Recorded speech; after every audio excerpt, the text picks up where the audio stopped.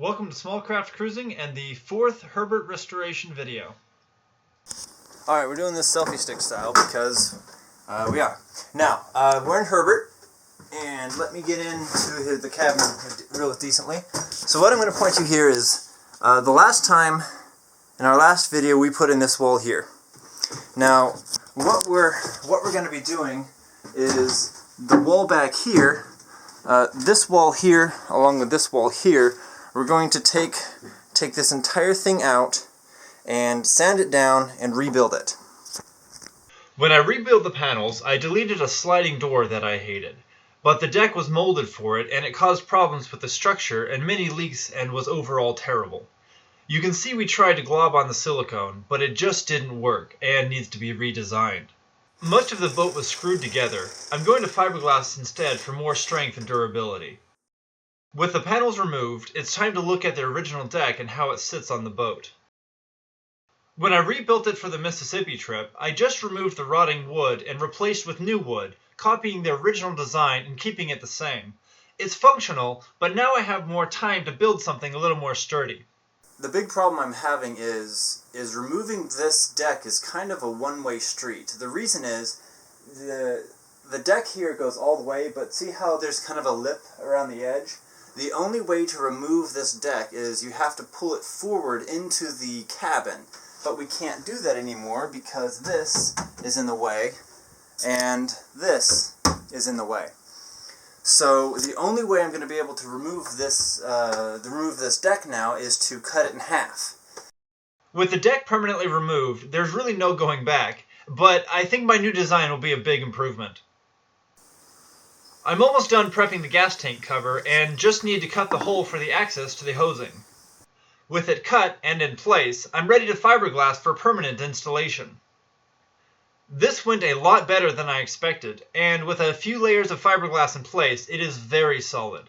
I've jumped on it, I kicked it, and I genuinely tried to break it, and it did not move at all. So I am very happy with how this turned out. And with that complete and installed, it's time to build the supports for the new deck. A couple of 2x4s resined for waterproofing and glassed, but not bolted, into place made a strong support for the permanent section of the new deck. While that cures, I have a little side project for Herbert's bilge. I have no idea what these would be called, but rather than have equipment sit on the exposed stringers and haul, these sit on top of the stringers and provide a flat mounting surface for anything I want to mount next to the engine. This way, I'm not drilling into stringers if I want to secure something like the batteries. With all that done, of course, I've run into another problem. Changing the deck means the rear panels sit differently on the deck, and now are too small to fit overall. Therefore, I will need to recut from a new piece of wood. Despite this, I am very happy with the redesign so far, with one exception. There is now a triangular gap from the panel to where it used to meet the boat. I will leave it for now since it is purely cosmetic. Recutting the panels will also give me a chance to refine my fit and finish. Since my skills have increased slightly since I started this project, the new panels fit much tighter than the old ones did. As I fitted the ladder to the new panel, I instantly decided it was not going to be reinstalled on Herbert. It's just so ugly. So I came up with a shelf step design that I'm much happier with. Here's the final test fit, and I think this looks much better than the old pool ladder. That means it's time to cut the fiberglass, prep the surfaces, and mix some resin. Woo! After a few hours of fiberglassing later, both panels along with the support are almost ready for installation. Now, I will bridge the gap with fiberglass at some point, but for now, what's important is that the panels are fiberglassed in, and this greatly improves the overall stiffness of the boat. Today's lesson is called Prepping Your Surfaces, because what happened is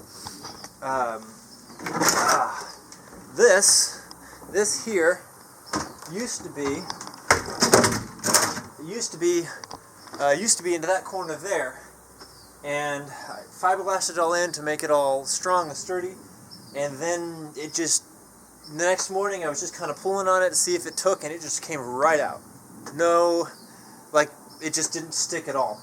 So the lesson I learned this time around was to prep your surfaces. Anyways, what I'm going to need to do, because of course the handholds and the rails are now missing. So I'm going to have to figure out if I'm going to put a rail or a handhold on both sides or how I'm going to do that. And then this gap here, I could have cut this in such a way that it went up, but it was just really difficult. So what we're going to do is we're just going to have a little piece here, and then the door, this is going to be a door that seals out. But yeah, so these steps, I don't know if I can get this, but I mean they are, hopefully you can get that in there. They're pretty, I mean they're in there, and I don't even have, there's a reinforcement that goes behind this that I haven't even put in yet. And so they're that sturdy and they're not even reinforced yet. I think it looks a lot better, but I'm going to be honest, they didn't quite come out how I planned in my head. So, and they're a little bit, and I kind of screwed up the fiberglass, so I'm going to have to sand it down and really change it before I put the gel coat on. So I got a lot of work to do to really polish this off. But overall, I'm really happy with the way these steps came out. With all these pieces fixed and in place, Herbert is now structurally strong enough to do something he hasn't done in almost 2 years. Go boating! And my overall excitement in finally getting to cruise around meant that I completely forgot how to video. So here's a blurry mess of water and a boat. Some quick specs about Herbert. That is a Mercruiser 4.3 liter V6 with a 4-barrel carburetor. With a 19-pitch 3-blade prop, Herbert currently cruises at 21 miles an hour at 3,400 RPM. We've recorded a top speed of 30.2 miles an hour at 4,500 RPM. Thanks for checking out Smallcraft Cruising. I'm Kurt Ratzlaff. If you want to see more, go ahead and hit that subscribe button. If you don't, well, go somewhere else.